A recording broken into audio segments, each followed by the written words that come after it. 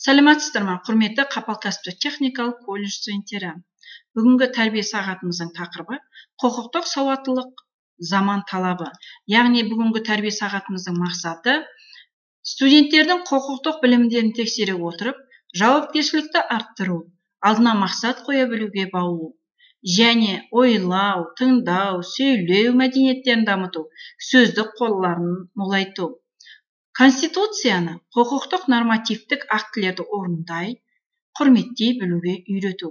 Адамгершілік, елжандылыққа, құқықтық сауаттылыққа тәрбиелеу. Сабағымыздың барысы ұйымдастыру кезең 5 бөлімнен тұрады. Яғни біріншісі кіріспе сөз, екінші сұрақ жауап, үшінші ой жалғау, мақалдардың жалғасын табамыз, және ой талқы маңызды тақырыптар бойынша студенттердің пікірлерін тыңдау. Және бесінші қорытынды сөз. Қазақстан Республикасының Конституциясында Қазақстан Республикасы өзінің демократиялық, зайырлы, құқықтық және әлеуметтік мемлекеттік ретінде орнықтыратыны аталған. Бұл еліміздің үшін мәртебелі мақсат. Сондай-ақ Қазақстан Республикасының Конституциясының бірінші бабында Қазақстан Республикасының ең қымбат қазынасы адам және адамның өмірі, құқықтары мен бостандықтары деп баян етілген. Азаматтық қоғам мен құқықтық мемлекеттің қалыптастыруының басты алғы шарттарының бірі азаматтардың құқықтық білімін жетілдіру, құқықтық мәдениетін қалыптастыру, әсіресе оның құрамды бөлігі адам құқығының мәдениеті. Адам құқықтары туралы ақпаратпен жүйелі қамтамасыз етудің қажеттілігі маңызды екенін ескерсек, онда бұл салада адам мәдениетін құқығы қалыптастыруда маңызды құралдарының бірі бөлімі болып десек қателеспейміз.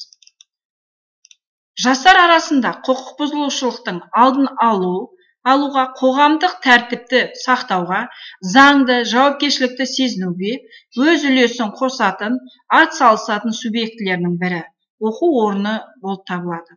Оқу орнында жасөспірімнің азаматтық, патриоттық, адамгершілік, сауаттылық, құқықтық, мәдени, шығармашылық тағы басқа қасиеттерін дамыту және қалыптастыру процесі жүзеге асырылады. Бұл ұжым мүшелеріне үлкен жауапкершілік пен міндет жүктейді. Құқық бұзушылық пен келеңсіз жағдайларда барынша болдырмау және алдын алу, оның зияндылығы мен қауіптілігін түсіндіруге, өскелең ұрпаққа құқықтық тәрбие беру, оның мақсат міндеттерін дұрыс түсіндірудің маңызы ерекше. Құқық тәрбие беру жан жақты тәрбиеленудің маңызы бір саласы. Құқықтық тәрбие мақсаты оқушыларда құқықтық мәдениет пен құқықтық әрекет қылық қалыптастырып, оларды құқықтық заңдылық талаптарын түсінуге әрі мойындатуға баулу деп анықталған. Жастарды құқықтық сауаттылыққа тәрбиелеу, олардың қылмысқа ұрынбауына, өздігінен өмірге мәселелерді шешуге, дұрыс шешім қабылдануына, келеңсіз, жағымсыз жағдайлардан тартынуына, қоғамға пайдалы іспен шұғылдануға жәрдемдеседі. Оқу орны мен отбасында балалар әлеуметтік іс-әрекеттің алғашқы дағдыларын қалыптастырып, адамгершілік, әдеп, заңды, мінез, құлық орындарын әрекет қылып, құқықтық нормалары меңгере бастайды. Әлеуметтік нормалардың негізгі маңызды түрі болып табылады. Әдепті нормалардың құқықтық сипатты болғанымен, оның ережелеріне сусындап өскен бала әрине қоғамға зиян келтірмейді. Керісінше, өмірдегі өзінің орнын тауып, елжанды, саналы азамат болып қалыптасады. Құқықтық қоғам мен қоғамның әр мүшесінің бүкіл өмірін қамтып жатады. Құқық мәдениеті төмен дамыған адам тек заңның өрескел бұзылған жағдайға ғана оған зейін аударады да, құқықтық талаптарды мойындамаған көп жағдайлары байқалмайды. Заңды білмеу, құқықтық мәдениеттің елеулі кемшілігі. Заңды білмеу, оны бұзу жауапкершілікпен құтқармайды. Бұл жерде оқушы заң және құқықтық мәдениет ұғымының шатастырмау керек. Құқықтық мәдениет оқушыдан жан-жақты құқықтық білімдерін талап етеді. Адамның құқықтық мәдениеті күрделі психологиялық құбылыс. Бұл құбылыс қоғамның мемлекеттік көптеген маңызды салаларынан көрінеді.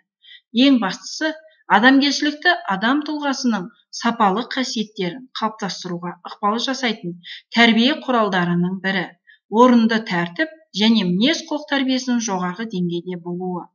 Сонымен, адамның құқықтық мәдениеті дегеніміз орынды тәртіп пен мінез құлық, жан-жақты құқықтық білімдері мен заңды құрметтеу, құқықты қорғау іс-әрекетін терең білдіру.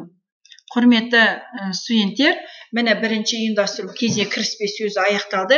Ендігі екінші бөлім бізде сұрақ жауап. Мен сіздерге сұрақ жауапты дайындадым. Сіздер кері байланысқа шығып, осы сұрақтарға жауап берулеріңізді сұраймын. Енді сұрақ жауаптың бірінші сұрағы. Конституция сөзінің аудармасы қандай? Екінші. Қазақстан Республикасының биліктің бірден бір бастауы. Үшінші. Республика заңдарын қай кезде күшіне енеді? Төртінші сұрақ. Егемендік алғаннан кейін Қазақстан Республикасында Конституция қанша рет қабылданды? Бесінші сұрақ. Республикадағы жоғарғы заң шығарушы органдарын ата. Алтыншы.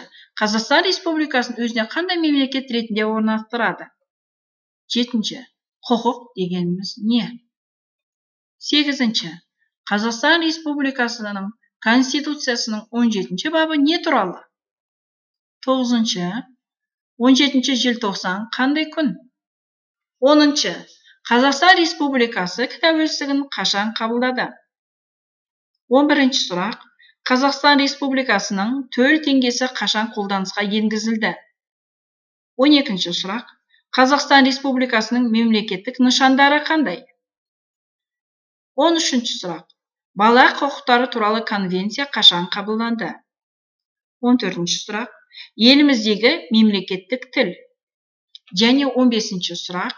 Қазақстан Республикасының 15-ші бабында не туралы айтылған?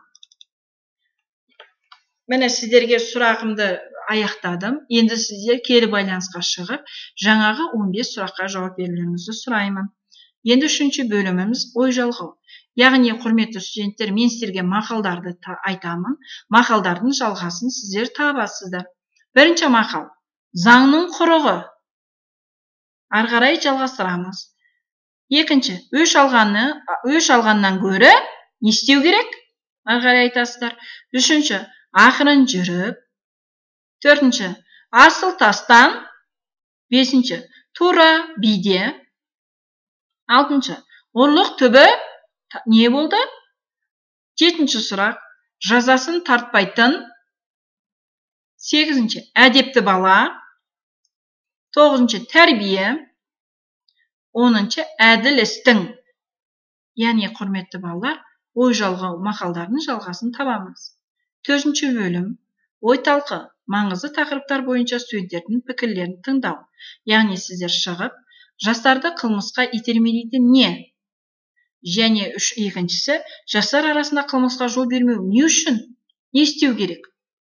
Қылмысқа жол бермеу үшін осы сұрақтарға жауап беріңіздер. Қорытынды бөлім. Құрметті Қапал кәсіптік техника колледжінің студенттері.